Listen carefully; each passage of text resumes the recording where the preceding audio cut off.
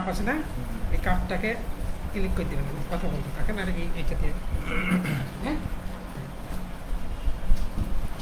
সুপ্রিয় শিক্ষার্থীবৃন্দ, আসসালামু আলাইকুম। আশা করি তোমরা যে যেখানে আছো ভালো আছো, সুস্থ আছো। আমি রাজশাহী পলিটেকনিক ইনস্টিটিউটের পক্ষ থেকে তোমাদের স্বাগতম জানাচ্ছি।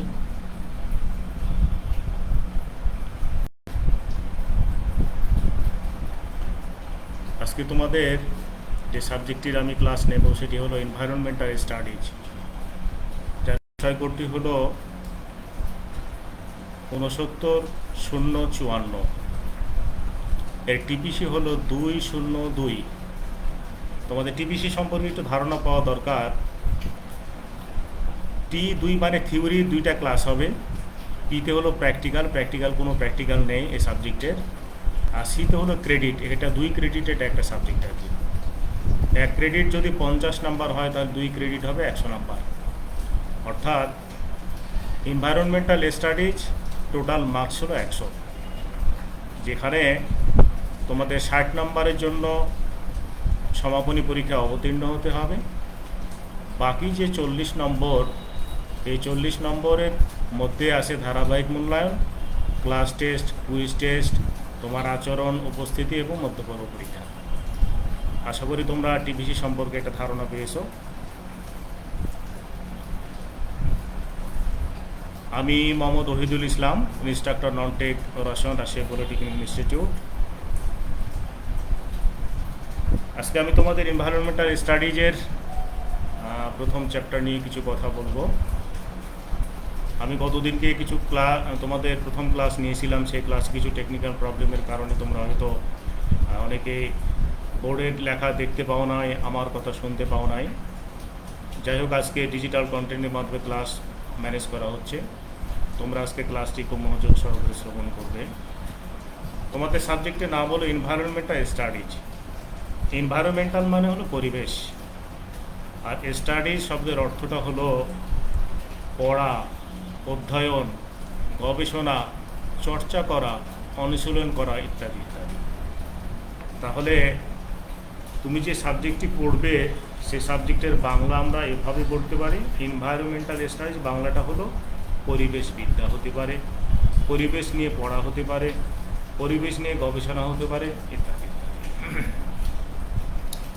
আজকে আমি তোমাদের প্রথম অধ্যায়ের পরিবেশ শিক্ষার বহুমাত্রিক বৈশিষ্ট্য নিয়ে কিছু কথা বলবো। প্রথমে একটু তোমরা খেয়াল করো,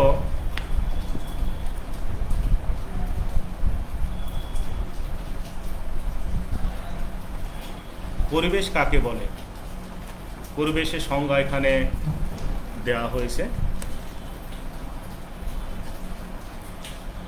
এখানে খেয়াল করো, পৃথিবীর সব কিছু ভূপৃষ্ঠ থেকে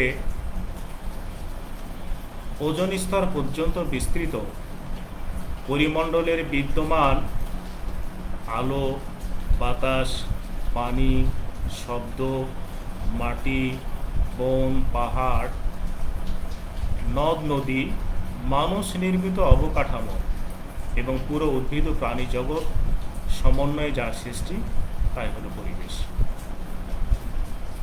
এই যে বাতাস, পানি, শব্দ, মাটি, বন, পাহাড়, এগুলোর সাথে তোমাদের পরিচিতি আছে।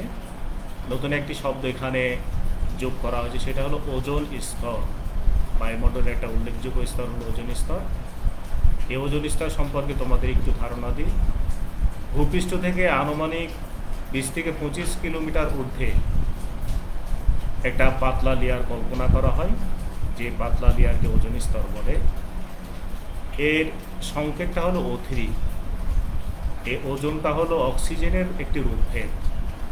এই ওজোন স্তরের কাজটা হলো সূর্য থেকে যে সকল ক্ষতিকারক রশ্মি পৃথিবীতে আসতে চায়, যেগুলো ক্ষতিকারক রশ্মি, এই ওজোন স্তরের কাজটা হলো সেই ক্ষতিকারক রশ্মিগুলোকে আটকায় দেওয়া এবং পৃথিবী পৃষ্ঠে যে প্রাণীকুল রয়েছে তাদের থাকার যে একটা সুব্যবস্থা সেটা করে দেওয়া। যদি কোনো কারণে এই ওজোন স্তর ক্ষয়প্রাপ্ত হয় অথবা ধ্বংস হয়ে যায় বা নষ্ট হয়ে যায়, তাহলে খুব সহজেই সূর্য থেকে অতিবেগুনি রশ্মি সহ যে সকল ক্ষতিকারক রশ্মি গামা রশ্মি আছে, এগুলো সহজে পৃথিবী পৃষ্ঠে চলে আসবে। ফলে প্রাণীকুলের বিভিন্ন ধরনের রোগ ব্যাধির আক্রান্ত হওয়ার সমূহ সম্ভাবনা থাকে, যেমন চোখে ছানি পড়া, তারপরে চর্ম ক্যান্সার সহ বিভিন্ন ধরনের রোগে আক্রান্ত হতে পারে। আশা করি তোমরা ওজোন স্তর সম্পর্কে একটা ধারণা পেয়েছো। এই জন্যই ওজোন স্তরকে সৌর পর্দা বলা হয়। এই ওজোন স্তরটাই হলো পৃথিবীকে সুরক্ষার একটা পর্দা। যাই হোক, পরিবেশের সংজ্ঞা তোমরা পেয়েছো। আরও কিছু কিছু টার্ম তোমাদের এখানে জানতে হবে। দূষণ, দূষণটা কি? What is pollution? দূষণটা কি? পরিবেশের বহিস্থ উপাদানের উপস্থিতি এবং নিজ উপাদানের অতিরিক্ত সঞ্চয়ে জীব জগৎ এবং সম্পত্তির উপর যে মন্দ প্রভাব সৃষ্টি করে তাকে দূষণ করে। অর্থাৎ দূষণটা হলো এমন একটা ব্যবস্থা, এমন একটা প্রক্রিয়া, স্বাভাবিক প্রক্রিয়াকে চরমভাবে ব্যাহত করে। একটা স্বাভাবিক পরিবেশ আছে, যেমন ধরো বায়ুতে কার্বন ডাইঅক্সাইডের পরিমাণের নির্দিষ্ট মাত্রায় আছে। যদি কোনো কারণে বায়ুতে কার্বন ডাইঅক্সাইডের পরিমাণটা বেড়ে যায়, সে এলাকায় পরিবেশ দূষিত হয়ে যাবে। যদি কোনো কারণে সালফার ডাইঅক্সাইডের পরিমাণটা বেড়ে যায়, অ্যাসিড রেইন হবে। যদি কোনো কারণে বায়ুতে নাইট্রোজেন ডাইঅক্সাইডের পরিমাণ বেড়ে যায়, তাহলে সেখানে অ্যাসিড রেইন বা অম্ল বৃষ্টি হওয়ার সমূহ সম্ভাবনা আছে। এভাবে পরিবেশ দূষিত হলে এই পৃথিবীতে মানব মণ্ডলী সহ যে সকল প্রাণী রয়েছে, উদ্ভিদ রয়েছে, প্রাণী রয়েছে, তাদের টিকে থাকা জন্য খুব কষ্ট হয়ে যাবে। এবং অনেক প্রাণী, অনেক উদ্ভিদ, অনেক অণুজীব এই দূষণের কারণে তারা পরিবেশের সাথে সমন্বয় সাধন না করতে পারার কারণে তারা পৃথিবী থেকে বিদায় নিয়েছে, সেই জাতিটা। এবারে দূষকটা কি? তাহলে দূষণটা হলো একটা প্রক্রিয়া, যে প্রক্রিয়ায় পরিবেশ দূষিত হয় তাকে দূষণ বলে। আর দূষকটা হলো যে পদার্থ পরিবেশকে দূষিত করে তাকে বলা হয় দূষণ। দূষণটা হলো দূষক যে প্রক্রিয়ায় পরিবেশকে দূষিত করে তাকে বলা হয় দূষণ। আর যে সকল পদার্থ পরিবেশকে দূষিত করে তাদেরকে দূষক বলে। যে সকল পদার্থ প্রকৃতিতে এমনভাবে অবস্থান করে যার ফলে প্রাণী জগতের ক্ষতির কারণ হয়ে দাঁড়ায়, সেই পদার্থগুলোকে দূষক বলে। আশা করি দূষকের সংজ্ঞাটা তোমরা বুঝতে পেরেছ। নতুনভাবে এখানে একটি টার্ম তোমরা দেখো, সংক্রামক। সংক্রামকটা কি? সহজ কথায় দূষকের অপর নাম হলো সংক্রামক।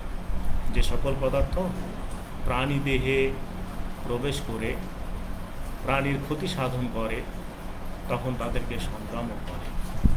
তোমাদের আগেই বলেছি দূষকের অপর নামটা হলো সংক্রামক। যেমন carbon monoxide, carbon dioxide, halogen, sulphur dioxide, ধাতু, ইথার, অ্যাসিটিক অ্যাসিড, ধোঁয়া, পেস্টিসাইড, তেজস্ক্রিয় বর্জ্য ইত্যাদি হলো দূষকের বা সংক্রামকের এক একটি উদাহরণ। আমি তোমাদের সামনে এই যে দূষক পদার্থগুলো বা সংক্রামক পদার্থগুলো কোনটাকে কী নামে অভিহিত করা হয় এবং কীভাবে পরিবেশকে দূষিত করে তার একটা সম্যক ধারণা দিতে চাই। প্রথমত কার্বন মনোক্সাইড। এই কার্বন মনোক্সাইডকে নীরব ঘাতক বলা হয়। এটা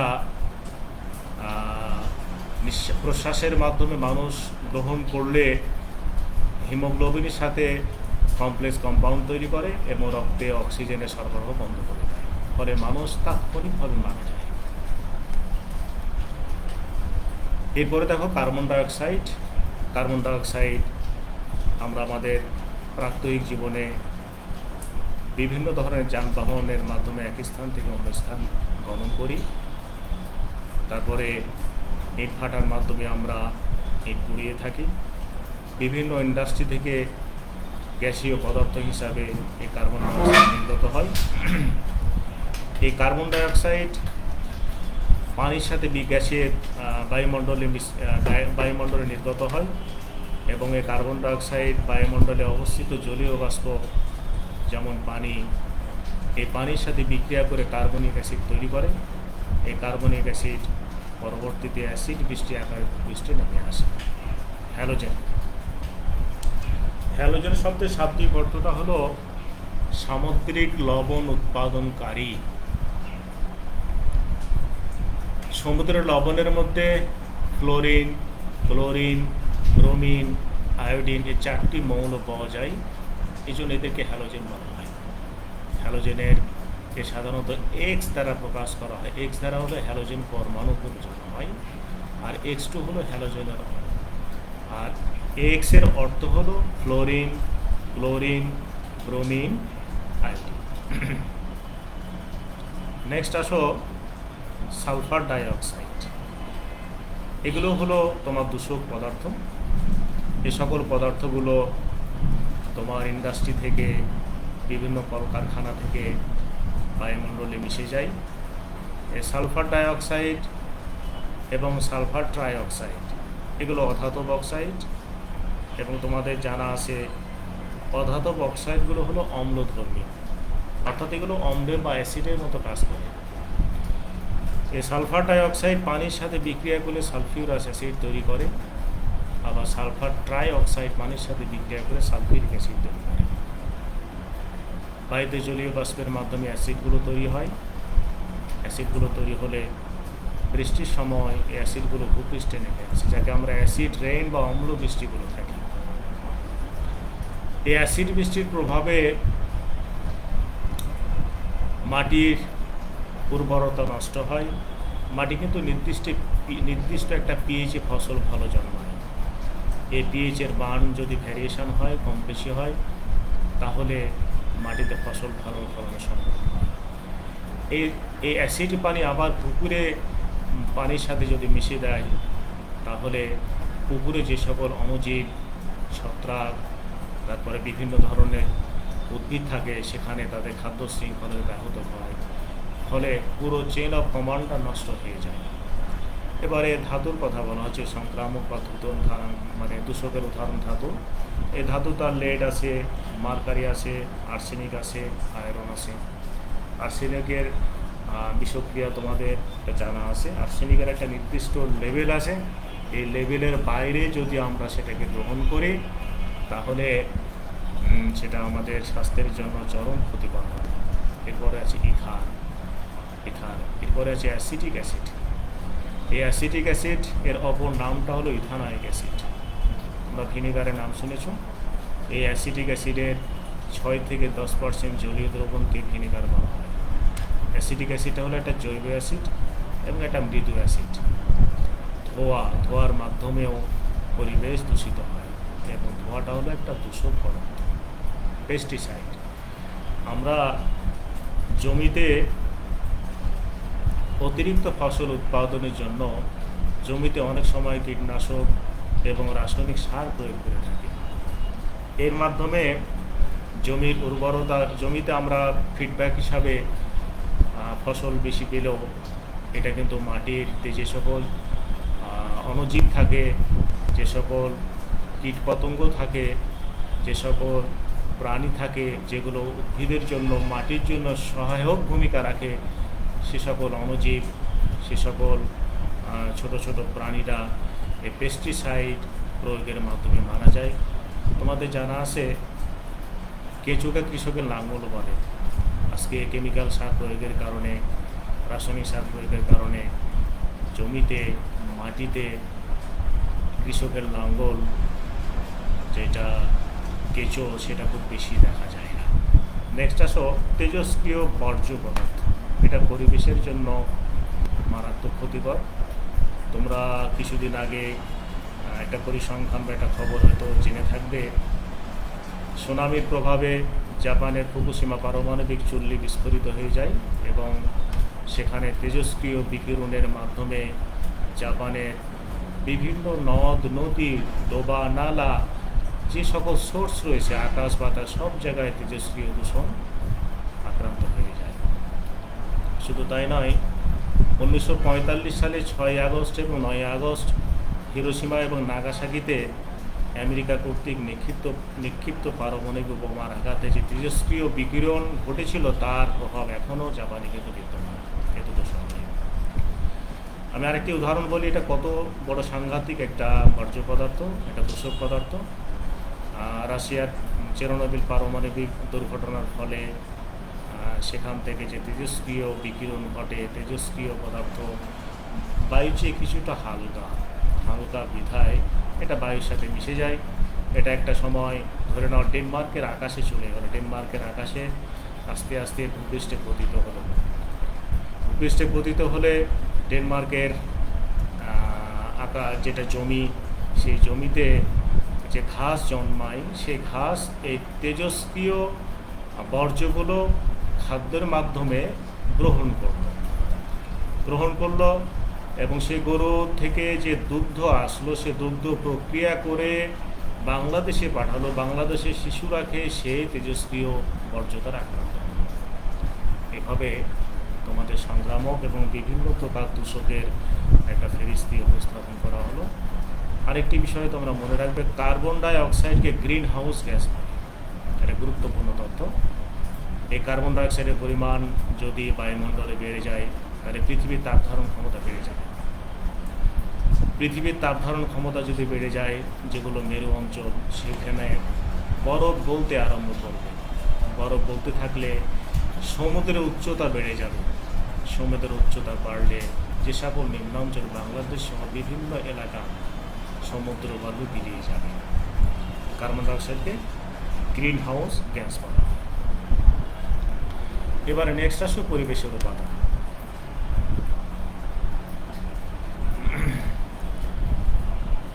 পরিবেশের উপাদানকে প্রধানত দুই ভাগে ভাগ করা হয়, যথা জড় বা অজীব উপাদান। জড় মানে কি যার কোনো প্রাণ নেই, অজীব মানে কি যার কোনো প্রাণ নেই। এটা সহজ কথা, সহজ উত্তর। আর দুই নম্বর হলো সজীব উপাদান, যার প্রাণ আছে, যে চলাফেরা করতে পারে, যে বংশ বিস্তার করতে পারে, যে খাদ্য গ্রহণ করতে পারে, তাকে আমরা সজীব উপাদান। তাহলে এটা আমাদের কাছে পরিষ্কার, অজীব উপাদান এবং সজীব উপাদান দুটো পরস্পর বিপরীত।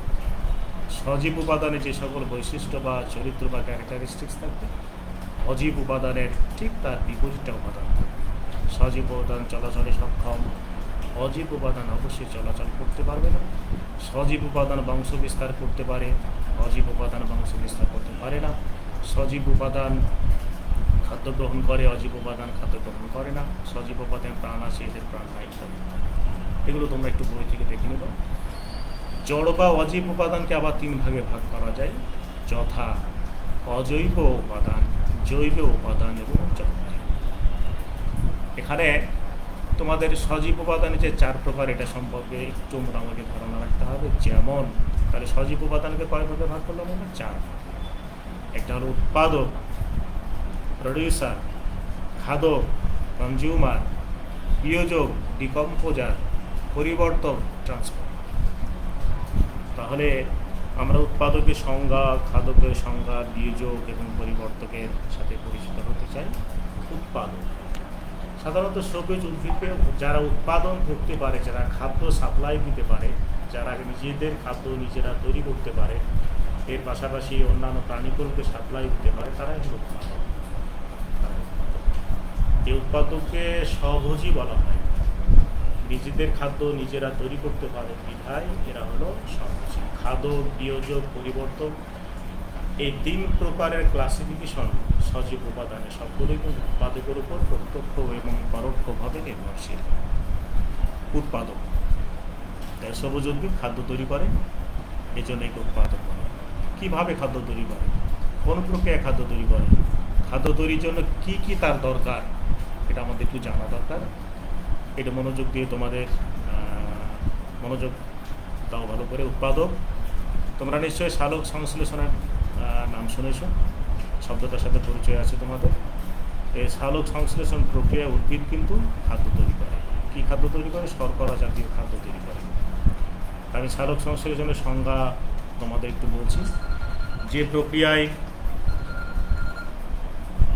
যে প্রক্রিয়ায় সবুজ উদ্ভিদ সূর্যের আলো এবং পাতার ক্লোরোফিল ব্যবহার করে কার্বন ডাই অক্সাইড এবং পানির রাসায়নিক বিক্রিয়া ঘটিয়ে শর্করা জাতীয় খাদ্য তৈরি করে এবং উপজাত দ্রব্য হিসাবে অক্সিজেন নির্গত করে, তাকে বলা হয় সালোক সংশ্লেষণ। তাহলে উৎপাদক যে খাদ্য তৈরি করে, উৎপাদক যে অন্যান্য সজীব উপাদানের খাদ্যের যোগানদাতা যে প্রক্রিয়ায় খাদ্য তৈরি করে, সেই প্রক্রিয়াটির নাম হলো সালোক সংশ্লেষণ। এবং সালোক সংশ্লেষণে সবুজ উদ্ভিদ কার্বন ডাইঅক্সাইড এবং পানির রাসায়নিক বিক্রিয়া ঘটায়। এই কার্বন ডাইঅক্সাইড সবুজ উদ্ভিদ পাতার মাধ্যমে ব্যাপন প্রক্রিয়ায় বায়ুমণ্ডল থেকে গ্রহণ করে, পানি গ্রহণ করে উদ্ভিদ মূলরোমের সাহায্যে অভিস্রবণ প্রক্রিয়ায়। তাহলে দুটো উপাদান উদ্ভিদ কোথা থেকে কালেক্ট করলো সেটা আমরা জানতে পারলাম। আর পাতার সবুজ অংশে থাকে ক্লোরোফিল, আর সূর্য থেকে আসে আলোক রশ্মি। এই চারটার কম্বিনেশনের মাধ্যমে শর্করা বা শ্বেতসার জাতীয় খাদ্য তৈরি করে এবং অক্সিজেন নির্গত করে, যে অক্সিজেন আমরা নিই। তাহলে এখান থেকে লক্ষণীয়, সবুজ উদ্ভিদ যেটা নিচ্ছে সেটা আমরা ছাড়ছি, আর সবুজ উদ্ভিদ যেটা দিচ্ছে সেটা আমরা গ্রহণ করছি। এভাবে কোনো দেশে গ্যাসীয় ভারসাম্য, মানে কোনো দেশের আবহাওয়াকে সুস্থ এবং সাবলীল রাখার জন্য 25% বনভূমি প্রয়োজন। বনভূমি যদি উজাড় হয়ে যায়, বনভূমি যদি না থাকে, গাছপালা যদি না থাকে, তাহলে সে এলাকায় বৃষ্টিপাতের পরিমাণ কমে যাবে, সে এলাকায় গ্যাসীয় ভারসাম্য নষ্ট হবে, সে এলাকায় উদ্ভিদ এবং প্রাণী জগৎ বিপর্যয়ের মুখে পড়বে। এবারে খাদক, খাদক যারা খাদ্য গ্রহণ করে তাদেরকে খাদক বলে। এটা সহজ কথা। তো আমরা যারা প্রাণীকুল আছি আমরা সবাই খাদক। আমরা নিজেদের খাদ্য নিজেরা তৈরি করতে পারি না, প্রত্যক্ষ বা পরোক্ষভাবে আমরা সবুজ উদ্ভিদের উপর নির্ভরশীল। এই জন্য আমরা হলাম খাদক। এবং এই খাদককে 3টি ভাগে ভাগ করা হয়। প্রথম শ্রেণীর খাদক বা প্রথম সারির খাদক বিভিন্ন প্রকারের তৃণভোজী এবং শাকাশী প্রাণী সরাসরি উদ্ভিদ ও তাদের অংশ বিশেষ খাদ্য হিসাবে গ্রহণ করে। এরাই হলো প্রথম শ্রেণীর বা প্রথম সারির খাদক। যেমন সহজ উদাহরণ গরু, ছাগল, ভেড়া, হরিণ ইত্যাদি। দ্বিতীয় শ্রেণীর খাদকটা হলো প্রথম সারির খাদক। খাদ্যগুলো খেয়ে যারা জীবন ধারণ করে তাদেরকে দ্বিতীয় শ্রেণীর খাদক বলা হয়, যেমন বাঘ, সিংহ, সাপ, ব্যাঙ ইত্যাদি। তৃতীয় শ্রেণীর খাদকটা হলো যারা দ্বিতীয় শ্রেণীর খাদক খেয়ে বেঁচে থাকে তাদেরকে তৃতীয় শ্রেণীর খাদক বলা হয়, যেমন বাজ, পাখি, শকুন ইত্যাদি। তৃতীয় শ্রেণীর খাদকে শীর্ষ শ্রেণীর খাদকও বলা হয়। প্রাণী ছাড়া বাস্তুতন্ত্রে পরজীবী ও মৃতজীবী জীবেরাও খাদক শ্রেণী অন্তর্ভুক্ত। এবারে বিয়োজক সম্পর্কে তোমাকে একটু বলতে চাই, সময় সংক্ষিপ্ত। বিভিন্ন শ্রেণীর ছত্রাক ও ব্যাকটেরিয়া উৎপাদক এবং খাদকের মৃতদেহ থেকে পুষ্টি গ্রহণ করে, তার ফলে জীব মৃতদেহের বিসরণ ঘটিয়ে জটিল জৈব যৌগ থেকে সরল জৈব যৌগে পরিণত করে। অর্থাৎ যেগুলো বিয়োজক, ডিকম্পোজার, এই বিয়োজক পদার্থটা হলো অন্য পদার্থকে বিস্পৃষ্ট করবে, ভেঙে ফেলবে, ওখান থেকে সে পুষ্টি আহরণ করে অন্য পদার্থকে সে বিয়োজিত করে ভেঙে ফেলে ক্ষুদ্র ক্ষুদ্র কণায় পরিণত করে। তারপরে ওটা হলো পরিবর্তক, যাকে আমরা ট্রান্সফরমার বলি। কয়েক শ্রেণীর ব্যাকটেরিয়া পরিবর্তক বলা হয়। এরা বিয়োজক দিয়ে পরিবর্তিত সকল জৈব যৌগের আরও বিসরণ ঘটিয়ে তাদের অজৈব যৌগ অথবা মৌলে পরিণত করে পরিবেশে পাঠায়। পরিবর্তকগুলো কিছু শ্রেণীর ব্যাকটেরিয়া এর উদাহরণ হতে পারে। এরা মৃতদেহ বা পচনশীল কোনো বস্তু থেকে যে উপাদানগুলো থাকে সেগুলো বায়ুমণ্ডলে ফেরানোর কাজে সহযোগিতা করে। আশা করি তোমরা উৎপাদক, খাদক এবং বিয়োজক এবং পরিবর্তক সম্পর্কে একটা ধারণা পেয়েছো। প্রথম অধ্যায়ে চ্যাপ্টারে যে আলোচনাগুলো আছে সেই আলোচনাগুলো কঠিন নয়, সহজ আলোচনা আমি তোমাদের সামনে উপস্থাপন করলাম। বাকিগুলো তোমরা একটু বুঝে নেওয়ার চেষ্টা করবে। এবারে আমি তোমাদের প্রাকৃতিক পরিবেশ এবং মনুষ্য সৃষ্ট পরিবেশ নিয়ে একটু কথা বলতে চাই। প্রাকৃতিক পরিবেশ, এখানে মানুষের কোনো হস্তক্ষেপ নাই। মানুষের হস্তক্ষেপ ছাড়াই যে পরিবেশটা তৈরি হয় তাকে প্রাকৃতিক পরিবেশ বলে। আর মনুষ্য সৃষ্ট পরিবেশটা হলো এই প্রাকৃতিক পরিবেশ মানুষ তার চাহিদা পূরণের জন্য, আরামায়েশের জন্য কিছু কারেকশন করে, কিছু সংযোজন বিয়োজন করে যে নতুন পরিবেশ সৃষ্টি করা তাকে মনুষ্য সৃষ্ট পরিবেশ বলা হয়। প্রাকৃতিক পরিবেশকে ন্যাচারাল এনভায়রনমেন্ট বলে, আর মনুষ্য সৃষ্ট পরিবেশকে ম্যান মেড এনভায়রনমেন্ট বলে। আশা করি প্রাকৃতিক পরিবেশ এবং মনুষ্য সৃষ্ট পরিবেশ সম্পর্কে তোমরা বুঝতে পেরেছ। পরিবেশ শিক্ষার গুরুত্ব এবং প্রয়োজনীয়তা। পরিবেশ শিক্ষার গুরুত্ব এবং প্রয়োজনীয়তা। তোমরা 4 বছর পরে ডিপ্লোমা ইঞ্জিনিয়ার হিসেবে নিজেকে প্রতিষ্ঠিত করবে। তোমাদের সিলেবাসে কেন এনভায়রনমেন্টাল স্টাডিজ কেন যোগ করা হলো, এর প্রয়োজনটা কী, এর গুরুত্বটা কী, তোমাদের অবশ্যই একটু বুঝতে হবে। একটা বিষয় মনে রাখবে, সুস্থ পরিবেশ সুস্থ জীবন, অসুস্থ পরিবেশ অসুস্থ জীবন। আমরা পরিবেশের সাথে ওতপ্রোতভাবে জড়িয়ে আছি। পরিবেশের সাথে আমাদের সম্পর্ক মুদ্রার এপিঠ এবং ওপিঠ। পরিবেশ যদি আমাদের দ্বারা দূষিত হয় তাহলে আমরা কোনোভাবেই ভালোভাবে জীবনযাপন করতে পারবো না। এই জন্য পরিবেশ শিক্ষার গুরুত্ব অপরিসীম। যেমন ধরো, আজকে পলিব্যাগের কথা বলি। ইন্ডাস্ট্রি থেকে যে বর্জ্য পদার্থগুলো পরিশোধন ছাড়াই বিভিন্নভাবে জলাশয়ে নদ নদীতে ছেড়ে দেওয়া হচ্ছে, এর ফলে পরিবেশের পানি, নদ নদীর পানি, পুকুরের পানি, ডোবালার পানি মারাত্মকভাবে দূষিত হচ্ছে। আর যদি দূষিত হয় তাহলে সেখানে যে মাছ থাকে, অন্যান্য ছোট ছোট প্রাণীরা থাকে, সেটা ভীষণভাবে ক্ষতিগ্রস্ত হবে এবং সেই দূষিত পানির প্রভাবে মাটিও কিন্তু দূষিত হয়ে যাবে। মূলত পরিবেশ সম্পর্কে সচেতনতা বৃদ্ধির জন্যই মূলত এই সাবজেক্টটি তোমাদের সিলেবাসে ইনক্লুড করা হয়েছে। তোমরা ডিপ্লোমা ইঞ্জিনিয়ার দেশ গড়ার হাতিয়ার, যারা দেশকে গড়বে, যারা দেশের নেতৃত্ব দেবে, দেশকে যারা উন্নতির শিখরে নিয়ে যাবে, তারা যদি পরিবেশ সম্পর্কে সচেতন না হয় তাহলে আমরা স্বাভাবিক অর্থে ভালোভাবে দিন যাপন বা ভালোভাবে জীবন নিয়ে বেঁচে থাকতে পারি না। তোমার নিজের সেফটির জন্য, নিরাপত্তার জন্য, সামগ্রিকভাবে সমাজের জন্য, রাষ্ট্রের জন্য এবং ব্রড সেন্সে গোটা বিশ্বব্যাপী পরিবেশটাকে নির্মল এবং সুন্দর রাখার জন্য পরিবেশ শিক্ষার গুরুত্ব অপরিসীম। পরিবেশ প্রকৌশলের ব্যাপ্তি এবং পরিধি প্রায় কাছাকাছি কথা বলে আসবে। আমি এখানে তোমাদের পরিবেশ শিক্ষার গুরুত্ব নিয়ে একটি কথা বলি। আমরা বাজারে গিয়ে অপ্রয়োজনীয়ভাবে পলিথিন ব্যাগ আমরা ব্যবহার করি। এটা আমাদের জন্য চরম দুর্ভাগ্যের বিষয়। আমি একটা 5 টাকা দিয়ে যে সকল ব্যাগগুলো পরিবেশ বান্ধব, সেই ব্যাগগুলো যদি আমরা ক্রয় করে আমাদের নিত্য প্রয়োজনীয় জিনিসগুলো যে সেখানে নিয়ে এসে বাসায় যদি আমরা নিয়ে আসি, তাহলে সেই পলিব্যাগকে আমি না বললাম পলিথিনটা হলো ইথিলিনের একটা পলিমার। ইথিলিনকে পলিমারকরণ করলে পলিথিন পাওয়া যায়। এই পলিব্যাগ বা পলিথিনগুলো এমনই পদার্থ, এমনই পলিমারিক সাবস্টান্স, যে পদার্থগুলো দিনের পর দিন, মাসের পর মাস, বছরের পর বছর পরিবেশের মধ্যে অবস্থান করে অবিকৃত অবস্থায়। এরা কিন্তু পচনশীল নয়। ফলে একদিকে যেমন মাটির উর্বরতা শক্তি নষ্ট হয় এবং সেই মাটিতে যদি কোনো কনস্ট্রাকশন গড়ে তোলা হয় সেটা কোনোভাবে স্থায়িত্ব লাভ করে না। শুধু তাই নয়, আমাদের অনেক সময় কমল পানীয় খাওয়ার একটা অভ্যাস রয়েছে। এই কমল পানীয় বোতলগুলো আমরা কমল পানীয় পান করার পরে কমল পানীয় বোতলটা আমরা হামেশাই চিপসের প্যাকেট, কমলের প্যাকেট ফেলে দিচ্ছি।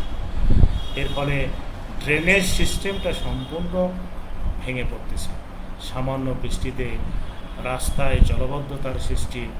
একটা রাস্তা তৈরিতে যে টাকা সরকার ব্যয় করে থাকে, একটা রাস্তা যদি 10 বছর যাওয়ার কথা ছিল, সেই রাস্তাটা বদ্ধ পানির কারণে, পানি জমে যাওয়ার কারণে 6 মাসে রাস্তাটা নষ্ট হয়ে যাচ্ছে।